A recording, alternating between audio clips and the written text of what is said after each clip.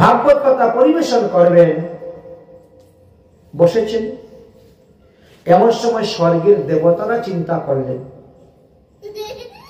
যে স্বর্গে তো আমাদের ভাগবত কথা নাই, অতএব চলো আমরাও যাব মৃত্যুলোকে গিয়ে এই ভাগবত কথা নিয়ে আসবো স্বর্গে। পরীক্ষিতে কথা শ্রুত্বা সবায়াং সংস্থিতে সুখে। পরীক্ষিতের সভাতে সুখদেবের মুখ থেকে ভাগবত কথা শ্রবণ করার জন্য ইন্দ্রাদি দেবগণ তারা এসেছেন। এই জন্য দেখেন এখানে সবার আসন দেওয়া হয়। এই যে আসনগুলো দেওয়া হচ্ছে না, চাল দিয়ে তৈরি করে করে এক এক দেবতার আসন দেওয়া হয়েছে। তারাও ভাগবত কথা শ্রবণে লড়াই, কারণ স্বর্গে এই ভাগবত কথা নাই।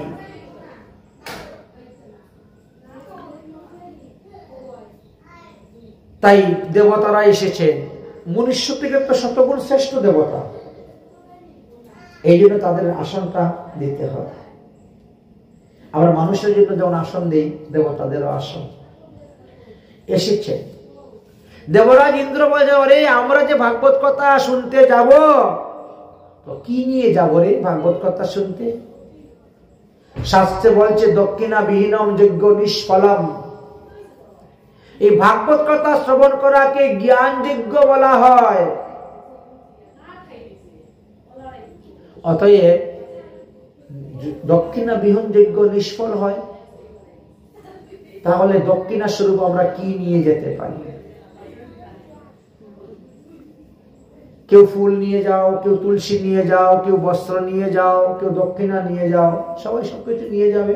পৃথিবীর লোক তারা নিয়ে যাবে, ফলমূল নেবে, কেউ চাউল ডাল নিয়ে আসবে, কেউ অন্যান্য সবজি নিয়ে আসবে, কিছু নিয়ে আসবে, মানে যার যেমন সামর্থ্য সেরকম সে নিয়ে আসবে। কিন্তু আমরা তো দেবতা, আমরা তো মানুষ, তো কি কোটি গুণ শ্রেষ্ঠ। তো আমাদেরকে শ্রেষ্ঠ মানুষ যখন একটা শ্রেষ্ঠ বস্তু নিতে হবে। কি নিয়ে যাব? বলে দেখ পৃথিবীতে অমৃত নেই, চল অমৃতের কলস নিয়ে আমরা যাব। তাই দেবরাজ ইন্দ্র অমৃতের কলস নিয়ে রওনা হয়েছেন। সুধা কুম্ভম গৃহীতেন দেবাস্তত্র সমনাগমন। দেবতারা স্বর্গ থেকে অমৃতের কলস নিয়ে এসে উপস্থিত হয়েছেন। এসে সুখদেবকে প্রণাম করলেন। দেখেছেন ভাগবতের বক্তা সুখদেবকে দেবতারা পর্যন্ত প্রণাম করেছেন। কারণ ভাগবত আসরে আসলে পরে ওখানে ছোট বড় জ্ঞান দেখতে নাই, সবাইকেই ভগবত জ্ঞানী ভক্ত জ্ঞানী প্রণাম করতে হয়। কেউ কেউ আছে একটু ব্যতিক্রম দেখা যায়। তো এক ব্যক্তি কি করেছে, ভাগবত আসরে গিয়েছে ভাগবত শুনতে, গিয়ে দেখে তার স্ত্রী সামনে বসে আছে। সে বলছে দেখো একজনকে বাদ দিয়ে সবাইকে প্রণাম করলাম। এবার সে তো নিজের স্ত্রীকে প্রণাম করবে নাকি? ভাগবত আসরে এসেছে, এসে আবার বলছে যে একজনকে বাদ দিয়ে বাকি সবাইকে প্রণাম করলাম। পাশের বাড়ির লোকে মনে করছে আমারে মনে হয় বাদ দিচ্ছে, ওই শিব নিয়ে ঠেলাঠেলি করি না। পাশের বাড়ির লোকে শিব নিয়ে ঠেলাঠেলি করে না, বেড়া নিয়ে দিবাল নিয়ে, ওই মনে হয় আমারে বাদ দিয়ে। দেখছো ভাগবত আসরে আসিও দেখো কি। তাই কিন্তু ভাগবত আসরে সবাইকেই প্রণাম করতে হবে। এইবার সুখদেব গোস্বামীকে দণ্ডবত প্রণাম করেছেন।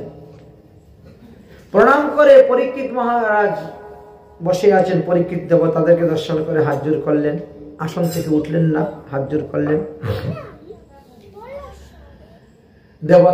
দেবরাজ ইন্দ্র বলছেন, হে সুখদেব গোস্বামীপাদ, আপনি তো গোদহন কাল পর্যন্ত কোনো গৃহস্থের বাড়িতে থাকেন না। আর এই শ্রীমদ্ ভাগবত মহাপুরাণ 5,75,000 অক্ষর, 18,000 শ্লোক, 335টি অধ্যায়, 12 স্কন্ধ, আর এটাকে 7 দিনে আপনি পাঠ করেন। পরীক্ষিত পরমাণু 7 দিন, 7 দিবসে মারা যাবে। 7 দিন পর 7 দিন 7 রাত আপনি পাঠ করবেন, এতে আপনার কি লাভ?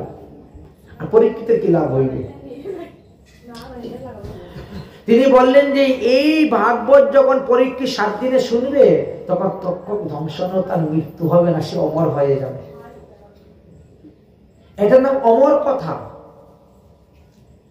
এই ভাগবত কথা যিনি শুনবেন তিনি অমর হয়ে যাবেন। এই জন্য পরীক্ষিতকে অমর করার জন্য আমি তাকে ভাগবত কথা শোনাতে এসেছি। দেবরাজ ইন্দ্র বলছেন এত কষ্ট করে তাকে অমর করার কি দরকার? এই দেখেন আমরা অমৃতের কলস নিয়ে এসেছি, এখান থেকে নিয়ে অমৃত পরীক্ষিতকে পান করাই দেন, পরীক্ষিত অমর হয়ে যাবে। আর ভাগবত কথামৃত আমাদেরকে দিয়ে দেন, ওটা নিয়ে আমরা স্বর্গে চলে যাব।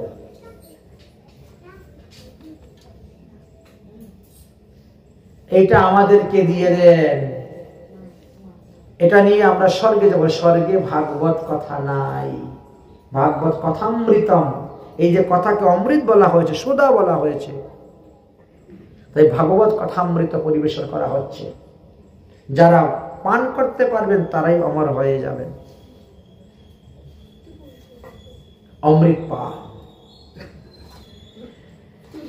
অতএব দিয়ে দেন এই ভাগবতটা আমাদেরকে দিয়ে দেন, আর এই সুধা নিয়ে ওনাকে পান করাই দেন, উনি অমর হয়ে যান। 7 দিন কষ্ট করতে হবে না, 7 মিনিটের মধ্যে কাজ হয়ে গেল। সুখদেব গোস্বামী তো চিন্তা করছেন কি ব্যাপার, কি আমার সঙ্গে বিনিময় করতে কেন এসেছে? এবং বিনিময়ং জাতং সুধাং রাজ্যা প্রবর্তিতাম। দেবরাজ ইন্দ্র তো স্বার্থ ছাড়া এক পাও চলে না।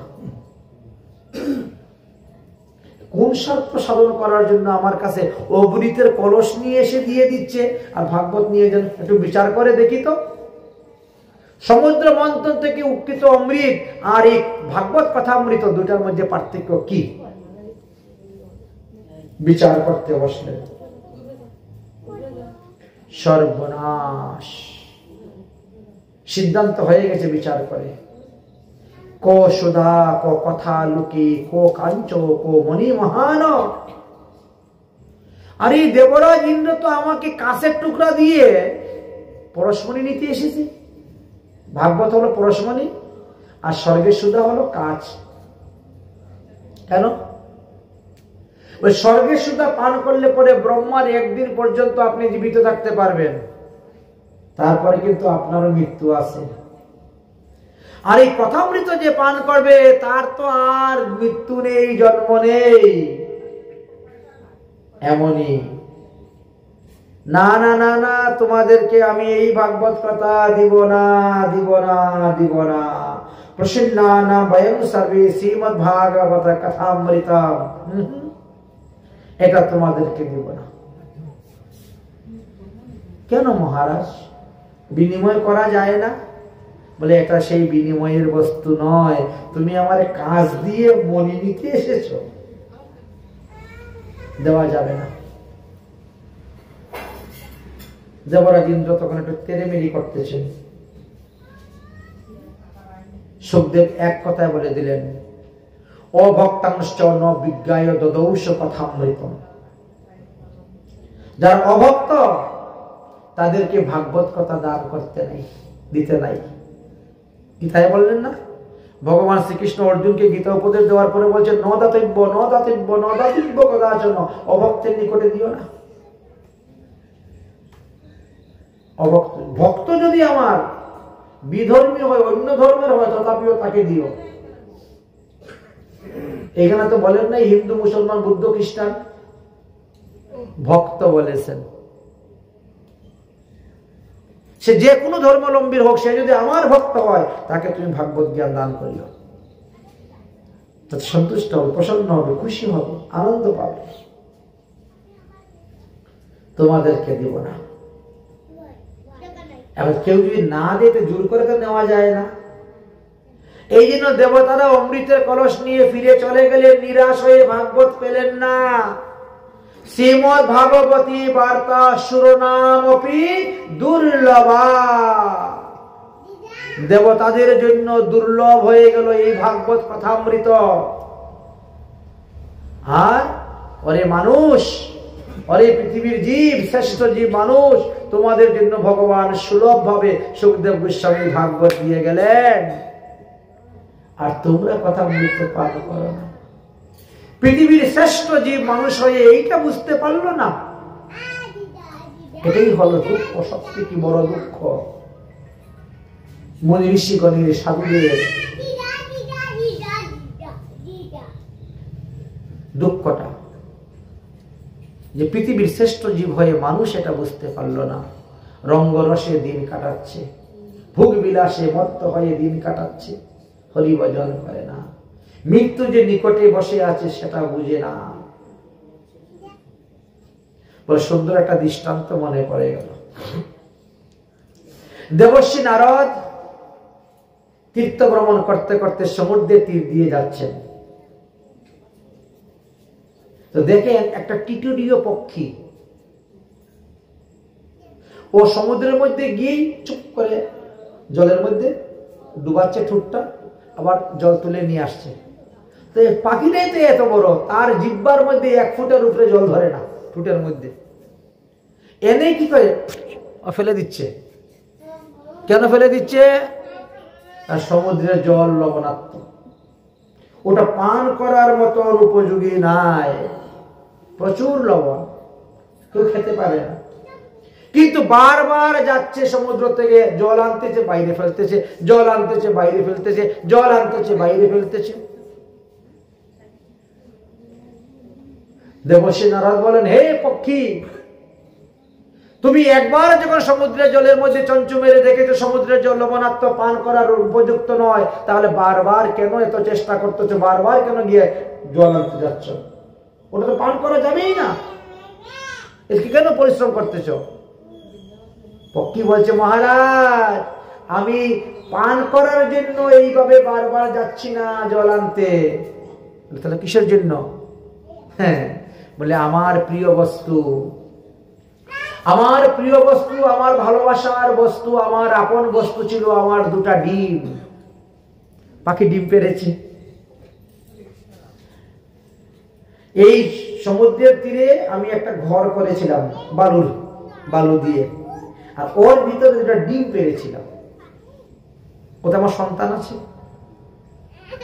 হঠাৎ করে সমুদ্র এমন ঢেউ দিল, এসে একেবারে আমার ডিম 2টা নিয়ে চলে গেছে সমুদ্র। আমার প্রিয় বস্তু সমুদ্রদেব নিয়ে গেছে, আমি কি ছাড়বো? আমি সমুদ্রের জল শুকিয়ে আমার ডিম 2টা নিয়ে আসবো।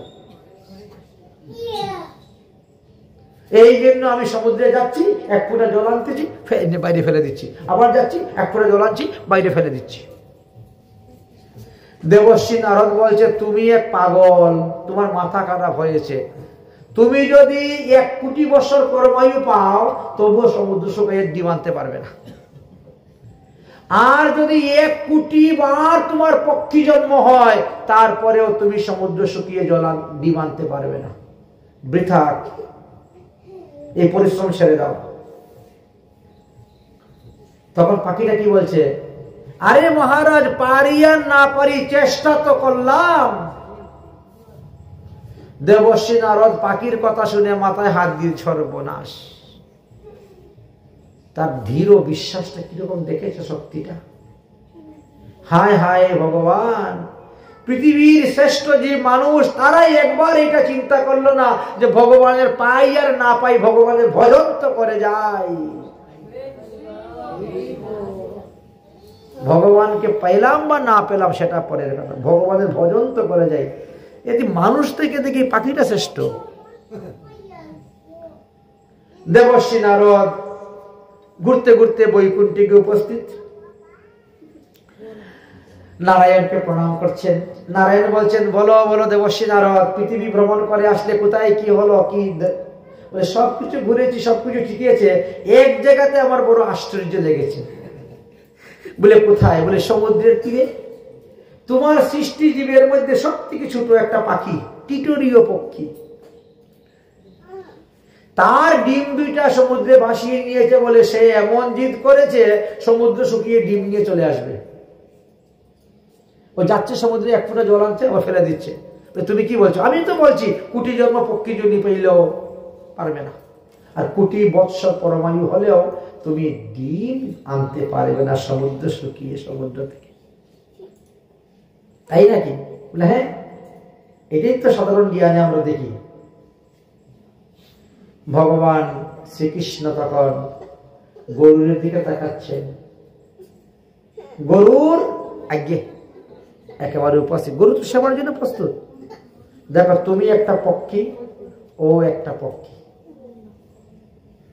তুমি হলে পক্ষীরাজ গরুর, আর এ হলো ক্ষুদ্র একটা পক্ষী, তোমার প্রজা। রাজার কাজ হলো প্রজাকে কৃপা করা, প্রজাকে সাহায্য করা, প্রজাকে সহযোগিতা করা। তুমি যদি একটু কৃপা করো তাহলে এক জন্মেই তার কল্যাণ হয়ে যাবে, তার কোটি জন্ম লাগবে না। দেখেন কথাটা কোন দিকে ঘুরে যাচ্ছে, গল্পটা কিন্তু শুনতে একদিকে কিন্তু যাচ্ছে কিন্তু অন্যদিকে।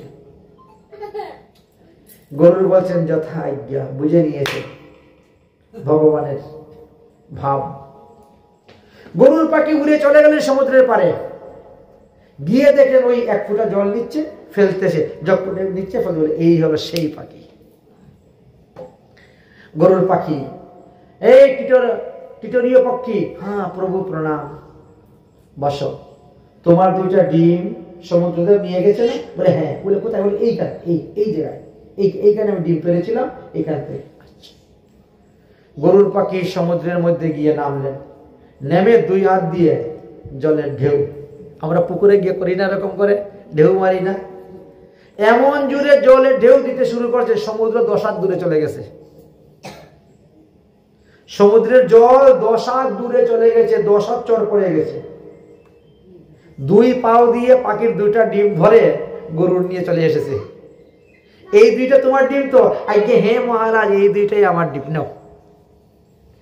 ভগবান বললেন কি দেবর্ষী নারদ, তুমি যে বললে কোটি জন্মেও হবে না, আর কোটিবার পক্ষী জন্য পেলেও হবে না, এক জন্মের দিকে হয়ে গেল, একদিনের মধ্যে হয়ে গেল দিকে। কেন? মহতের কৃপা। হ্যাঁ, গরুর পাখি মহতের কৃপা। ঠিক তেমনি ভাবে আমরা যদি কৃষ্ণ ভক্তি লাভ করতে চাই, কৃষ্ণ পদপদ্ম লাভ করতে চাই, নিত্য গোলক ধাম লাভ করতে চাই, তাহলে আমাদেরও মহতের কৃপার প্রয়োজন, সাধুগুরু বৈষ্ণবের কৃপা প্রয়োজন। আর কৃপা মানে কি? করে পাওয়া। ক্রি ধাতু ডুক্রিয় কারণে, যদি কোনো কিছু না করো তাহলে তুমি পাবে কেমন করে? কিছু করলে তো কিছু পাবে, কৃপা তবেই পাওয়া যায়, না হলে পাওয়া যায় না। তাই মহতের কৃপাই কেবলম বলা হয়েছে। এই যে শ্রীমদ্ ভাগবত মহাপুরাণ আমাদের জন্য সুখদেব গোস্বামী পাদ দিয়ে গেলেন, এই ভাগবত কিন্তু আমরা সারা জীবন শ্রবণ করতে পারি, সারা মাস শ্রবণ করতে পারি, সারা বৎসর শ্রবণ করতে পারি। কেউ বা চাতুর্মাস্য নিয়ম করে শ্রবণ করেন, কেউ বা কার্তিক মাসের নিয়ম সেবার 1 মাস শ্রবণ করেন, ঠিক না? আর কেউ বা 12 মাসই শ্রবণ করেন। তাহলে আমরা কেন 7 দিনের মধ্যে ভাগবত পাঠ শ্রবণ করি? ভাগবত সপ্তাহ জ্ঞানযোগ্য লেখা আছে না? 7 দিন কেন? বললেন যে দেখো, এর কারণটা হলো, যতদিন আপনি ভাগবত পাঠ শ্রবণ করবেন ততদিন আপনাকে অভিষণ্ণ গ্রহণ করতে হবে, 1 নাম্বার। যতদিন আপনি ভাগবত পাঠ শ্রবণ করবেন ততদিন আপনাকে ভূমিতে শয়ন করতে হবে, 2 নম্বর। যতদিন আপনি ভাগবত পাঠ শ্রবণ করবেন ততদিন আপনাকে ব্রহ্মচর্য পালন করে থাকতে হবে, 3 নম্বর। যতদিন আপনি ভাগবত পাঠ শ্রবণ করবেন ততদিন আপনি গায়ে সাবান মাখতে পারবেন না, 4 নম্বর। 5 নম্বর, যতদিন ভাগবত শ্রবণ করবেন ততদিন গায়ে সরিষার তেল ব্যবহার করতে পারবেন না, 6 নম্বর। যতদিন আপনি ভাগবত শ্রবণ করবেন ততদিন চুল দাড়ি নখ কাটতে পারবেন না, আর কলিযুগের মানুষ কি অত কিছু নিয়ম মেনে চলতে পারবে সারা বৎসর? ব্রহ্মচর্য পালন করা, অভিসন্ন গ্রহণ করা, ভূমিতে শয়ন করা, চুল দাড়ি মুছ না কাটা, পারবে না। আর কলিযুগের মানুষ তো অন্নগত প্রাণ। এই জন্য সুখদেব গোস্বামী পাদ কৃপা করে আমাদেরকে দিয়ে গেলেন 7 দিন। আচ্ছা 7 দিন কষ্ট মষ্ট করে কেউ করতে পারে, ঠিক না? এই দেখেন 7 দিনের বিষয় দিয়ে গেলেন। কিন্তু সুখদেব গোস্বামী দিলেও এটাকে প্রকাশ করছেন বিস্তারিত ভাবে সৌনক আদি ঋষিগণ, সনক আদি ঋষিগণ, ব্রহ্মার পুত্র সনক, সনাতন, সনন্দ, সন্নত কুমার, তারা কিন্তু এটাকে বিস্তারিত ভাবে প্রকাশ করেছেন। সপ্তাহে সুতবেষ্টৈব সর্বতা মুক্তিদায়কম সনকেষ্টৈব পুরাপিত্তম নারদায় দয়াপরা। এই 7 দিন ভাগ্য সপ্তাহ শ্রবণ করার বিধি বিধানের কথা বর্ণন করেছেন সনক ঋষি দেবর্ষি নারদের কাছে। আচ্ছা, তাহলে কখন, কোথায়, কোন স্থানে দেবর্ষি নারদের কাছে এই ভাগবত কথা বলেছিলেন, 7 দিনের বিধান দিয়েছেন? আপনি একটু কৃপা করে বলুন তো আমাকে। তখন বলছেন, একদা হি বিশালয়া চত্বরম ঋষভাশ্চৈব সৎসঙ্গাতো সমাজাতম সদৃশ্যয়ম নারদয়ম। একবার কি হয়েছিল, সনত, সনাতন, সন্নন্দ, সন্নত কুমার এই 4 ঋষি বদরিকা আশ্রমের দিকে যাচ্ছেন বদ্রীনাথ নাথে দর্শন করার জন্য, বদ্রীনারায়ণ দর্শন করতে। এমন সময় দেখেন দেবর্ষি নারদ মাথা নত করে মলিন বদনে তিনি ছুটে চলে যাচ্ছেন এক পর্বতের দিকে। বড় ভাই যখন দেখলো ছোট ভাইয়ের মলিন বদন, বড় চিন্তাগ্রস্ত, ছুটে যাচ্ছে, পাগলের মতো ছুটতেছে, তখন তারা ডাকছে, আরে ও ভাই দেবর্ষি নারদ, আরে ওদিকে কোথায় যাচ্ছ? এই দিকে তো মন্দির, এই দিকে, এখানে আসো, এখানে। ওদিকে কোথায় যাচ্ছ? যখন দেখছে বড় ভাই ডাকতেছে, সঙ্গে সঙ্গে পথ পরিবর্তন করে দৌড়ে এসে প্রণাম করছে, জিজ্ঞাসা করছেন, তরিতং গম্যতে কুত্র কুত্রশ্চ আগমনম তব। তুমি এত তাড়াতাড়ি করে কোথায় যাচ্ছ আর কোথা থেকেই বা এসেছো?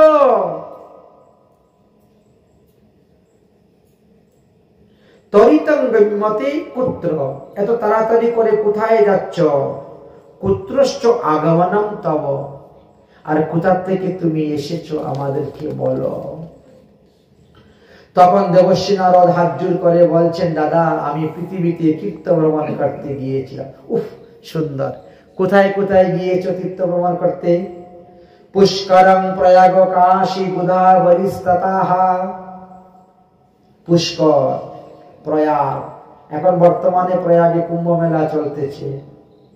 আজকে একটা স্নান ছিল কুম্ভ মেলার, আজকে অমাবস্যা তো কুম্ভ মেলার স্নান, আর আগামী সরস্বতী পূজার দিন শাহী স্নান আছে কুম্ভ মেলার। প্রয়াগ, হরিদ্বারম কুরুক্ষেত্রম শ্রীরঙ্গক্ষেত্রম শতবন্ধনম। তাহলে হরিদ্বারে গিয়েছি, কুরুক্ষেত্রে গিয়েছি, কাশীতে গিয়েছি, গোদাবরীতে গিয়েছি, শ্রীরঙ্গম ক্ষেত্রে গিয়েছি, সেতুবন্ধ রামেশ্বরে গিয়েছি। এইভাবে বহু তীর্থ আমি ভ্রমণ করেছি, কিন্তু তীর্থ ভ্রমণ করে আমি মনে শান্তি পাই নাই। কেন? বলে শান্তি এই কারণেই পাই নাই, যেই তীর্থে যাচ্ছি সেই তীর্থে গিয়ে দেখি সব মুসলমানেরা বাস করতেছে, যবনেরা দখল করে জায়গা বসে আছে, তারা অনাচারী, তীর্থের মধ্যে বাস করে অনাচার করে, পেঁয়াজ খায়, রসুন খায়, মাছ খায়, মাংস খায়, অপবিত্র করে দিচ্ছে স্থানটাকে। সত্যং নাস্তি তপং শৌচং দয়া দানং চ বিদ্যায়ে। দয়া, ধর্ম, শৌচ, পবিত্রতা আদি কিছুই নেই, সব নষ্ট করে দিয়েছে। পাখণ্ডী নিরস্তাম সর্বং বিরক্তাম পরিগ্রহা। আমরা যাদেরকে সাধু শান্ত মহাত্মা বলে এত শ্রদ্ধা করি, এত ভক্তি করি, এত প্রণাম করি, তাদের মধ্যেও দেখি এখন আর দয়া ধর্ম নাই, এখন সব ব্যবসাতে রূপান্তরিত হয়ে গেছে। মঠ মন্দির আশ্রম সব ব্যবসা। আগেই টাকা দিয়ে রুম বুক করো, তারপর প্রসাদের জন্য এত টাকা, থাকার জন্য এত টাকা, দেখার জন্য এত টাকা, ঘোরার জন্য অত টাকা। এই অবস্থা। তো কিছু কিছু মন্দির আছে তারা সাধুদের কাছ থেকে পয়সা নেয় না, আর গৃহস্থকে ধরলে ছাড়েও না। সাধুদের পয়সা নিয়ে তো বৈষ্ণবদের সেবা, এই গৃহস্থের পয়সা নিয়ে তো সাধুদের সেবা হবে, বৈষ্ণবদের সেবা হবে। তো এইভাবে ঘুরতে ঘুরতে ঘুরতে ঘুরতে আমার কোথায় ভালো লাগলো না। এখন বর্তমানে এই কলির দাবানলে সাধু সাধুত্ব শেষ, ব্রহ্মত্ব নাই, ব্রহ্মচারী সব নষ্ট হয়ে গেছে। বলো কি? বলে হ্যাঁ, আপনারা তো ভ্রমণ করেন না, আপনারা জানেন না, আমি সব জায়গায় ঘুরি তো ভালো করেই জানি। আমি রাস্তা দিয়ে যাচ্ছি, দেখি কতগুলা বালক রাস্তার মধ্যে খেলাধুলা করতেছে। আমি বললাম এই বাচ্চাগুলা কার গো, রাস্তার মধ্যে খেলতে নিয়ে যাও, কত গাড়ি ঘুরে আসবে। বলছে ব্রহ্মচারীর বালক। কিছু বলবেন না। ওরে বাবারে, ব্রহ্মচারীর আবার সন্তান হয় নাকি? বলছে এতগুলো বাচ্চা হলো ব্রহ্মচারীর। যে ব্রহ্মচারী তার তো সন্তান হওয়ার কোনো কথাই নাই, তো তার সন্তান হলে কেমন করে? এই হলো কলিযুগের ব্রহ্মচারী। ও আবারও আনা হয়েছে কতক্ষণ। গিয়ে দেখে একবার বিরাট ঝগড়া, এমন তুলপাল ঝগড়া হচ্ছে বলার মতো নেই। দেবশ্রী তারা জিজ্ঞাসা করছে, ওরে ভাই এখানে ঝগড়া করছে কে? বলে মৌনী বাবা। আরে মৌনী বাবা ঝগড়া করে? মৌনী তো কোনো কথাই বলে না, তো ঝগড়া করবে কেমন করে? বলে কলিযুগের মৌনী ঝগড়া করে। ঠিক আছে, আরো কত দূর গিয়েছেন, গিয়ে দেখেন একটা সুন্দর একটা রাজবাড়ির মতন বাড়ি দেখা যাচ্ছে। বলি বাবারি, এত সুন্দর বাড়ি কার গো? বলে ত্যাগী বাবার। বলে কি রে? ত্যাগী বাবা তো গাছতলায় থাকবে, হ্যাঁ, ইট একটা মাথায় নিচে দিয়ে ঘুমাবে, আর এদিকে বিরাট বড় অট্টালিকা, বলছে আবার ত্যাগী বাবা। তো এইরকম দেখে দেখে আমি বলছি বাবা আর কোনো তীর্থে দেওয়ার দরকার নেই, সোজা বৃন্দাবনে চলে যাই। কোনো তীর্থে যাওয়ার দরকার নাই, সোজা বৃন্দাবনে চলে যাব। ভগবানের স্থান, লীলা স্থান বৃন্দাবন, আর কোথায় যাওয়ার দরকার নেই। বৃন্দাবনে চতুর্বিধা মুক্তি আছে। বৃন্দাবনে মরলেও মুক্তি, বৃন্দাবনে জন্মগ্রহণ করলেও মুক্তি, বৃন্দাবনে যদি দেহটা পুড়ে তাও মুক্তি, আর বৃন্দাবনে গিয়ে দীক্ষা পুরস্কার আদি করলেও মুক্তি। তাহলে এখানে পড়ে থাকবো কেন? মরতে হয় বৃন্দাবনেই গিয়ে মরব, যেভাবেই হোক।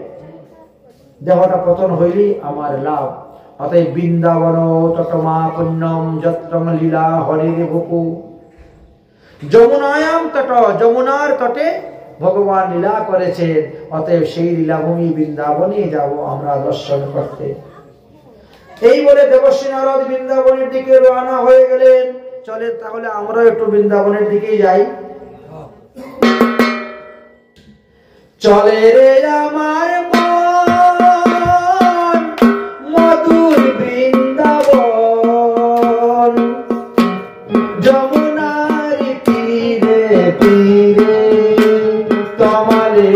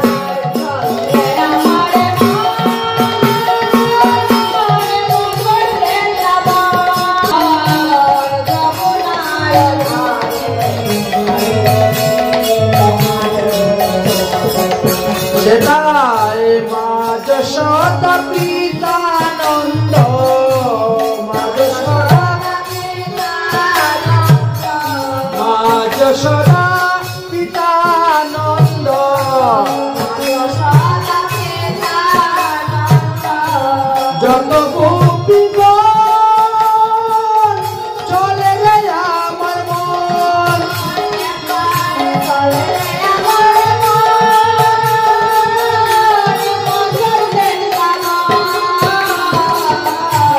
যমুনার তীরে তীরে,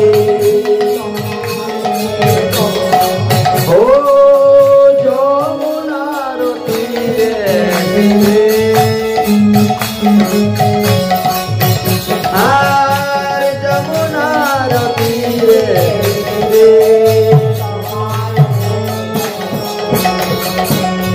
চারে মধুর বৃন্দাবন, যমুনার তীরে তীরে তোমাদের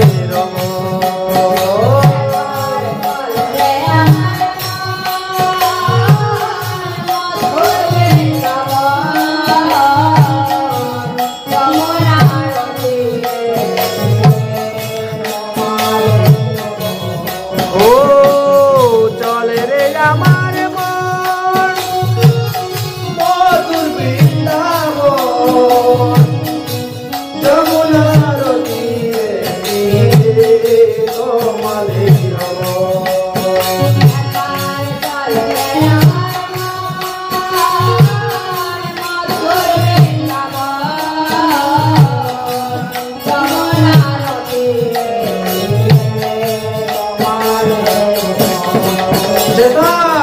ধবলি শ্যামলি আদি, ধবলি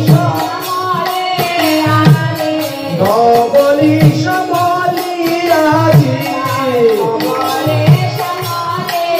আদি, যত গাবিগণ চলে রে আমার মন, একবার মধুর বৃন্দাবন, চলে রে আমার মন, একবার চলে রে আমার মন, যমুনার তীরে তীরে তোমাদের চলে রে আমার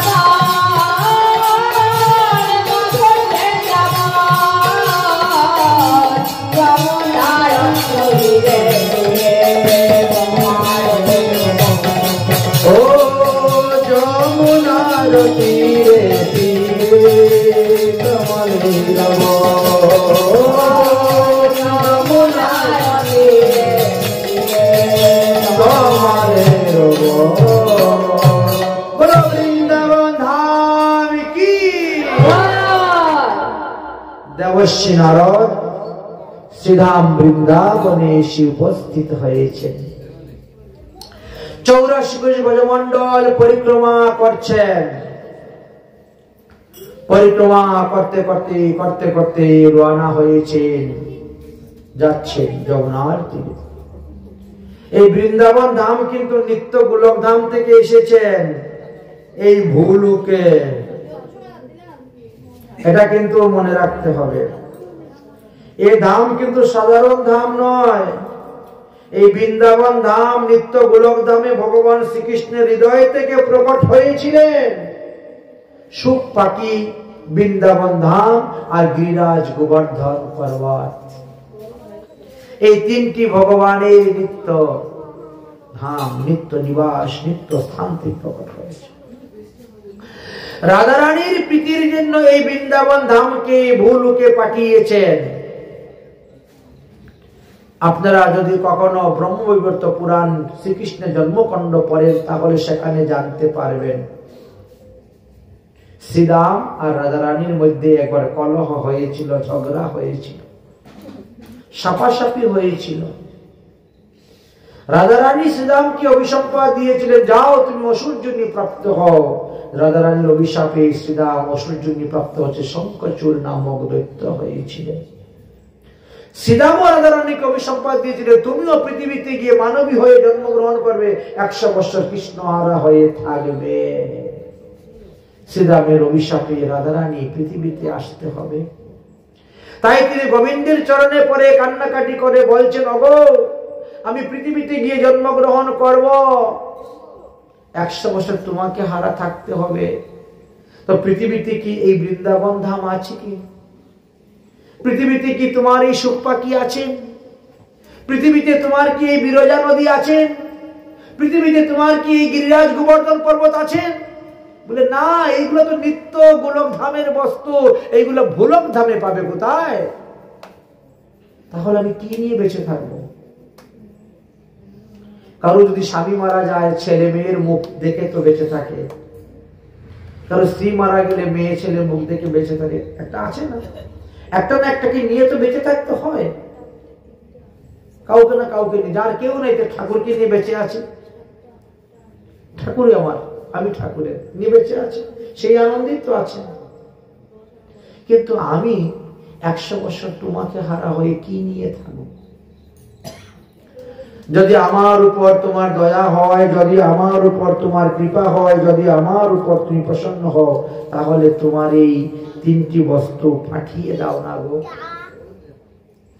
এই জন্য ব্রজধামকে বলা হয় কি ব্রজগত। ধাতুর সঙ্গে প্রত্যয় যুক্ত হয়ে তো শব্দ হয়, তো ব্রজ তো একটা ধাতু। ব্রজ গত্যার্থে ব্যবহার করা হয় তাকে। এই দেখেন ওখান থেকে পাঠালেন। কার জন্য পেলাম আমরা বৃন্দাবন ধাম? রাধারানীর জন্য। রাধারানী বলছেন, যত্র বৃন্দাবনম নাস্তি, যত্র ন যমুনা নদী, যত্র গোবর্ধন নাস্তি, তত্র মেন মনস্যুকম। যেই ভারতবর্ষে বৃন্দাবন ধাম নেই, যেই ভারতবর্ষে গিরিরাজ গোবর্ধন পর্বত নেই, যেই ভারতবর্ষে যমুনা নদী নাই, সেই ভারতবর্ষে জন্মগ্রহণ করে আমি বিন্দু মাত্র সুখ পাব না। হে গোবিন্দ, যদি আমাকে শ্রীরামের অভিশাপে পৃথিবীতে অবতীর্ণ হতেই হয়, তাহলে এই 3টি বস্তু পাঠিয়ে দাও। আর এই জন্য রাধারানী হলেন আমাদের আশ্রয় তত্ত্ব। মহাপ্রভু যে এসে রাধা প্রেম দান করে গিয়েছেন, এর মধ্যে কি দিয়েছেন? আশ্রয় তত্ত্ব রাধা রানী। শ্রীরাধিকার চরণ রেণু ভূষণ করিলে তনু অনাহাসে পাবে গিরিধারী। এই জন্য দেখেন রাধা কুণ্ডে তিলক দিয়ে, মাটি দিয়ে তিলক করা হয়, রজ। শ্রী রাধার চরণ রেণু ভূষণ করিলে তনু অনাহাসে পাবে গিরিধারী। কৃষ্ণকে ভজন না করলেও কৃষ্ণ পেয়ে যাবেন। আর কৃষ্ণ দেওয়ার মালিক তো রাধারানী। রাধারানীর ভজন না করলে কেউ কৃষ্ণকে পাবে না, শুধু কৃষ্ণকে ভজন করলে পাওয়া যায় না। রাধারানীর কৃপা চাই, আশ্রয় তত্ত্ব। তাই রাধারানীর কৃপায় বৃন্দাবন ধাম পেয়েছেন দেবশ্রী নারদ। মনের আনন্দে লীলাস্থানগুলা দর্শন করতে করতে যমুনার তীরে এসে উপস্থিত হয়েছেন। কেশিঘাট দেখে এসে দেখেন কি, এক যমুনার তীরে বটগাছের নিচে এক মহিলা কান্না করতেছে বসে। আর সাধুর স্বভাব তো পর দুঃখে কাতর। সাধুরা যদি কেউ কান্নাকাটি দেখে, তার হৃদয়টা একেবারে মোমের মতো গলে যায়। বলেন না, সাধু হৃদয় নবনীত সমানা, ঘিয়ের মতো, একটু পেলেই গলে যায়। এই মহিলাটা কান্না করতেছে কেন? যাই তো দেখি তো। এই তো দেখছেন, উকি মেরে দেখেন সব মহিলাই এখানে। এত মহিলার কাছে তো বাবা আমার যাওয়া উচিত নয়, আমি ব্রহ্মচারী মানুষ। কারণ অত মায়া। ভগবান এমন এমন মায়া জিনিস দিয়ে সৃষ্টি করছেন মহিলাদেরকে, পুরা মায়া নারী, মায়া। ব্রহ্মচারী মানুষ তো ওখানে যাওয়া উচিত নয়। এই জন্য তিনি দূরের থেকে দেখলেন, একবার দেখে বলছেন, না এখানে যাওয়া উচিত নয়, এখানে সব মহিলা আছে, আমি যাই। তাহলে ঘুরে গেছেন, ফিরে গেছেন, চলে যাবেন। তখন ওই মহিলা কান্না করতে করতে দেখে ফেলছে নারদ মুনিকে। দেখে বলছে, ভূ ভূ সাধু খনম তিষ্ঠ মা চিন্তামপি নাশনাম। ও সাধু বাবা, দাঁড়াও দাঁড়াও দাঁড়াও, সাধু বাবা দাঁড়াও দাঁড়াও, যেও না যেও না সাধু বাবা। দর্শনম তব লোকেশ্ব সর্ব অনর্থ হরং পরম। তোমার মতো সাধুদেরকে দর্শন করলে কি হয়? আমাদের মতন পাপিতাবিদের পাপ দূরে যায়, অমঙ্গল দূরে যায়, অশুভ দূরে যায়। দেখেছেন সাধু দর্শনের মহিমা কি? অমঙ্গল অশুভ সমস্ত পাপ দূরীভূত হয়ে যায়। অতএব দাঁড়াও সাধু বাবা, যেও না, যেও না, যেও না। আমি একটু প্রণাম করি আপনাকে। এত দুঃখের মধ্যে, এত কান্নার মধ্যে সাধু দেখার পরে মহিলা উঠে গেল, গিয়ে দেবশ্রী নারদকে প্রণাম করলেন। দেবশ্রী নারদ জিজ্ঞাসা করলেন, কি তোমার নাম? কোথায় তোমার বাড়ি? কেন তুমি কান্না করতেছ? তোমার দুঃখের কারণ কি আমাকে বলো। তখন তিনি পরিচয় দিচ্ছেন, আসল পরিচয়। অহম ভক্তি রীতিরাক্যম ইমুমে তনয় মতো জ্ঞান বৈরাগ্য নামানো কালো যুগে না জর্জরি। এ সাধু বাবা, আমার নাম হলো ভক্তি দেবী। আর এই যে দেখছেন দুটা ছেলে আমার ঘুমিয়ে পড়েছে, এরা হলো জ্ঞান আর বৈরাগ্য। আমি ভগবানের থেকে সৃষ্টি হয়েছি, ভগবানের সৎশক্তি থেকে সৃষ্টি হয়েছি। ভক্তি দেবী সচ্চিত আনন্দ, ভগবানের অনন্ত অনন্ত শক্তির মধ্যে তিন শক্তি প্রধান, সৎ চিত আনন্দ। তাই তো সচ্চিদানন্দ। তাই সৎশক্তি থেকে আমার উৎপত্তি। আমি ভক্তি দেবী। আমার দাসীর জন্য দিলেন মুক্তি দেবীকে। মুক্তি দেবী হলো আমার দাসী। আমি যাকে বলবো তার মুক্তি হবে, নাহলে মুক্তি হবে না। কিন্তু কলিযুগে পাষণ্ডী মানুষদেরকে মুক্তিকে বললাম, যাও তুমি এখন চলে যাও, এখন দরকার নেই, পরে তোমাকে ডাকবো, যখন সে আমার ভক্তিতে আপ্লুত হবে তখন তোমাকে ডাকবো। কিন্তু জ্ঞান বৈরাগ্য পুত্র দুইটা আমার সঙ্গেই ছিল। উৎপন্ন দ্রবিড় দেশম সাহিত্য বৃদ্ধি কর্ণাটকঙ্গতা। আমার জন্মটা না দ্রাবিড় দেশে হয়েছিল। জন্মটা আমার দ্রাবিড় দেশে হয়েছে। কর্ণাটকে এসে আমি বড় হয়েছি, গুজরাটে বড় হয়েছি, মহারাষ্ট্রের কোথায় কোথায় আমি খুব সম্মান পেয়েছি। কিন্তু গুজরাটে যখন গেছি, খুব পাপী লোক ছিল গুজরাটে। ওখানে গিয়ে আমি একেবারে দুর্বল হয়ে পড়েছি, চলতে পারি না, হাঁটতে পারি না, এমন দুর্বল হয়েছি। আমার পুত্র দুইটা তখন সবল, কারণ ওখানে সব জ্ঞানী ভক্ত, প্রেমী ভক্ত নাই। ওই জ্ঞানী ভক্তদের কারণে আমার জ্ঞান বৈরাগ্য এরা তো খুব সবল। ওখানে যারা আসে বৈরাগ্য, এদের মর্কট বৈরাগ্য, ফল্গু বৈরাগ্য, শ্মশান বৈরাগ্য। এই জন্য ছেলে দুইটা তো হৃষ্টপুষ্ট। ছেলে দুইটা চিন্তা করলো, আমার মা যদি গুজরাটে থাকে তাহলে মা মরে যাবে, অতএব আমার মাকে এখানে রাখা যাবে না। যেখানে গেলে আমার মা সুস্থ থাকে সেখানে আমরা মাকে নিয়ে রাখবো। এই জন্য ভারতবর্ষের বিভিন্ন স্থান ভ্রমণ করতে করতে শেষে পর্যন্ত বৃন্দাবনে নিয়ে আসলো। আর বৃন্দাবনে আসার সঙ্গে সঙ্গে আমি হয়ে গেলাম 16 বৎসরের যুবতী নারী, আর আমার ছেলে দুইটা হয়ে গেছে 100 বৎসরের বৃদ্ধ। তারা একেবারে ভূমিতে পড়ে গেছে, শয়ন লুটে গেছে। কারণটা কি? কারণটা হলো বৃন্দাবনে ভক্তি সর্বদা নিত্যতা বাস করেন। বৃন্দাবনে সর্বদাই হরি বাস করেন। ওখানে সব ভক্ত, এই জন্য তো পুষ্ট হয়েছে। কিন্তু জ্ঞানী ভক্ত কেউ নাই, মর্কট বৈরাগী নাই, ফল্গু বৈরাগী, শ্মশান বৈরাগী নাই। এই জন্য তোমার দুই ছেলে অজ্ঞান হয়ে পড়ে আছে। তুমি তো দয়ার সাগর, তুমি একটু কৃপা করে দেখো না, আমার ছেলে দুইটাকে ঘুম থেকে জাগাতে পারো কিনা। দেবশ্রী নারদ তাদের কানের মধ্যে মুখ দিলেন, মুখ দিয়ে বলছেন, জ্ঞানং প্রবুদত্তাম রে বৈরাগ্য প্রবুদত্তাম। ওরে জ্ঞান, তুমি তাড়াতাড়ি জেগে উঠো। ওরে বৈরাগ্য, তুমি তাড়াতাড়ি জেগে উঠো। কিন্তু জ্ঞান বৈরাগ্য তো আর জাগে না। জ্ঞান বৈরাগ্য জানে না, কারণ তাদের ভক্তই নাই বৃন্দাবনে, তো জাগবে তারা কেমন করে?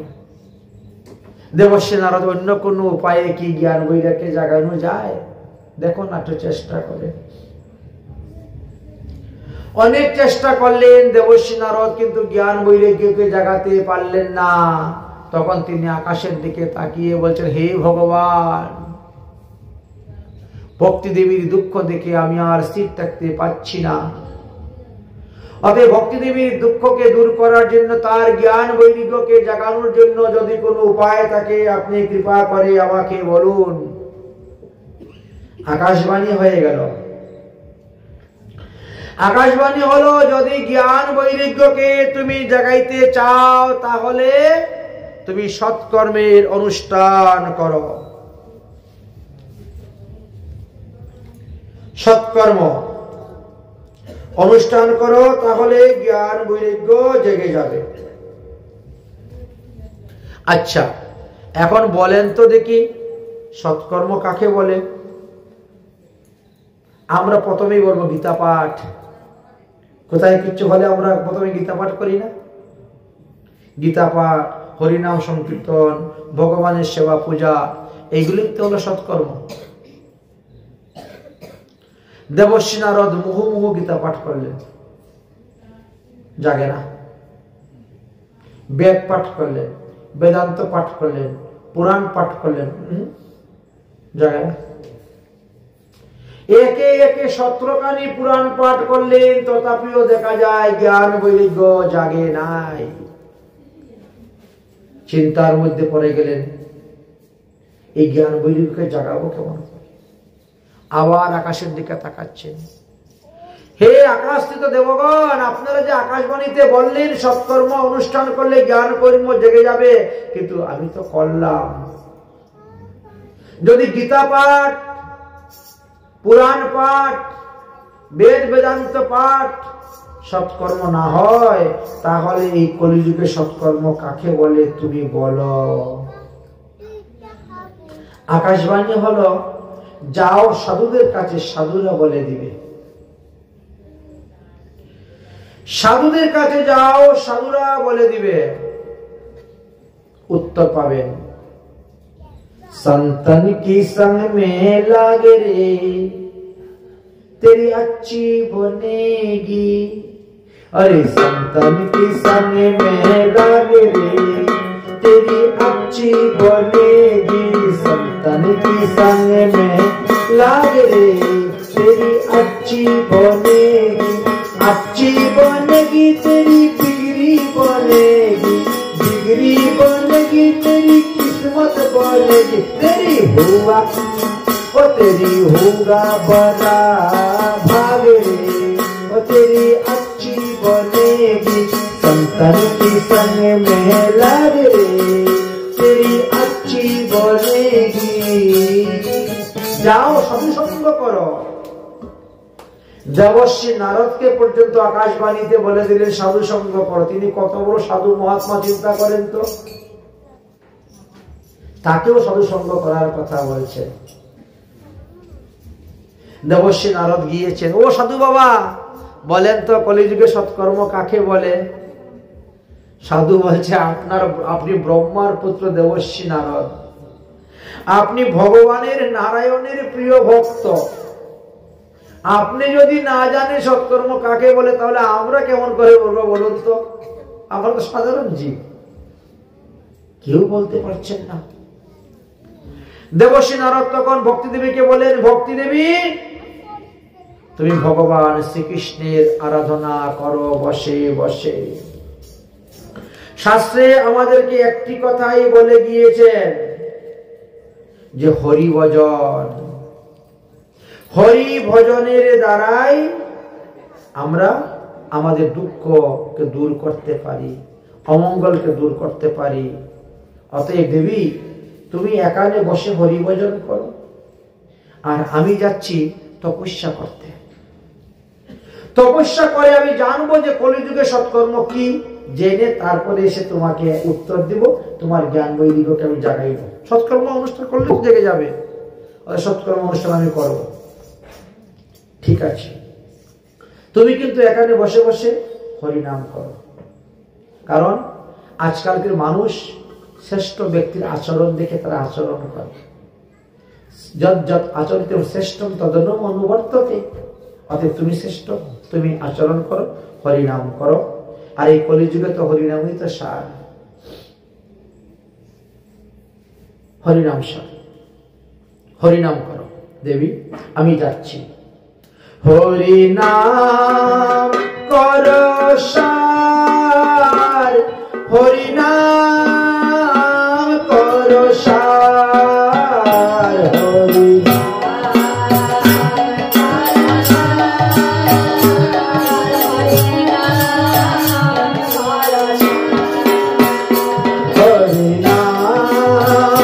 করো সার, হরিনাম করো সার,